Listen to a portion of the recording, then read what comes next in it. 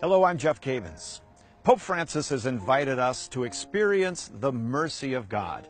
Throughout the year of mercy, you're going to have opportunities to learn about mercy, but even more importantly, to experience and to extend that mercy to the world. If we really want to understand the mercy of God, we have to understand the role of the Blessed Virgin Mary in salvation history. In order to do that, we have to go all the way back to the Old Testament. You know, as the children of Israel came out of bondage in Egypt, they went into the wilderness. And it was in the wilderness that Moses went up on the mountain and he received a pattern of worship. God gave him a tabernacle. And in that tabernacle, we have a holy place and we have a holy of holies. That holy of holies is very important to worship because it contains the Ark of the Covenant. The Ark of the Covenant is a wooden box made of acacia wood, and it's overlaid with gold. On top of that box is the mercy seat. It's surrounded by two cherubim and their wings. It was there on that mercy seat that God would meet his people, and the high priest would go into the Holy of Holies once a year to make atonement for the people. Inside of the Ark of the Covenant are three important things that I'd like you to remember. Number one is a bowl of manna, representing God's provision in the wilderness. Number two, a copy of the Ten Commandments representing his word to the people. And number three, the budding staff of Aaron representing the high priestly family, the high priests. Well, the Ark of the Covenant traveled with the tabernacle wherever they went, and God was with them. Later, Joshua would lead them into the promised land, and then once again the ark would travel from place to place in the land of Canaan. Eventually, in 2 Samuel chapter 6, the king, David, brings the Ark of the Covenant into Jerusalem. Now, there's three things that it says about David bringing the Ark of the Covenant into Jerusalem.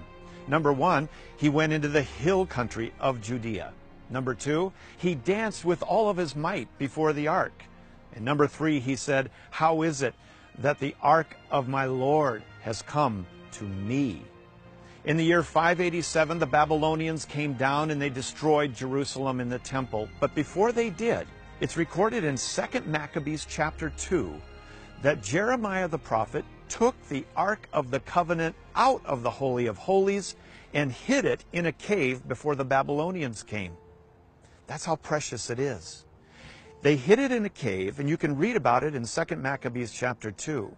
One individual said, "Let's put a marker here by the cave so when we come back we'll know where it is." But Jeremiah said, "No, it will remain a mystery and hidden until God has gathered his people and shown his mercy." Well, from 587 BC all the way till Jesus, there is no ark in the Holy of Holies, and that's why Jesus stood on the Mount of Olives looking at the temple and said, "Behold, your house is empty and desolate." So, when do we see the Ark of the Covenant, if ever again? Well, we do. In the Gospel of Luke, when we see the visitation of the Blessed Virgin Mary to Elizabeth's house, we see that Luke is trying to show us she is the new Ark of the Covenant. He says three important things as she comes into Jerusalem. Number one, it uses the same language as 2 Samuel 6, that the Blessed Virgin Mary came into the hill country of Judea. And then when she met Elizabeth, what do we read? That when Elizabeth comes into contact with Mary, the babe inside of Elizabeth leaps for joy, similar to David dancing before the ark. And then we hear Elizabeth saying, "How is it that the mother of my Lord has come to me?" The same language that David used when he said, "How is it that the ark of my Lord has come to me?" You see, Mary is the new Ark of the Covenant. And the Ark of the Covenant in the Old Testament went before Israel. It was involved in battle. And the Blessed Virgin Mary is the new Ark of the Covenant. It's verified in Revelation chapter 12. When John sees in heaven the Ark of the Covenant, he describes a woman. And so Mary, the new Ark of the Covenant, gives birth to the Word of God, gives birth to the manna, the Eucharist, and gives birth to the great high priest, Jesus. She gives birth to him where? In a cave. Where did we last see the ark in the Old Testament? In a cave. And in a cave, she is revealed and she gives birth to the one who gives mercy to the world. Now here's the fascinating thing. The Hebrew word for mercy is rechem, and the word for womb is rechem. And so out of the rechem, the womb of the Blessed Virgin Mary, comes rechem, mercy. Truly, God has revealed his mercy, and Jeremiah said that's when we're going to see the ark again.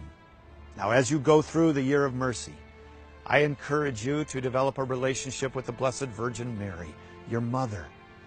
She's the one who gave mercy to the world. Through her womb comes Jesus.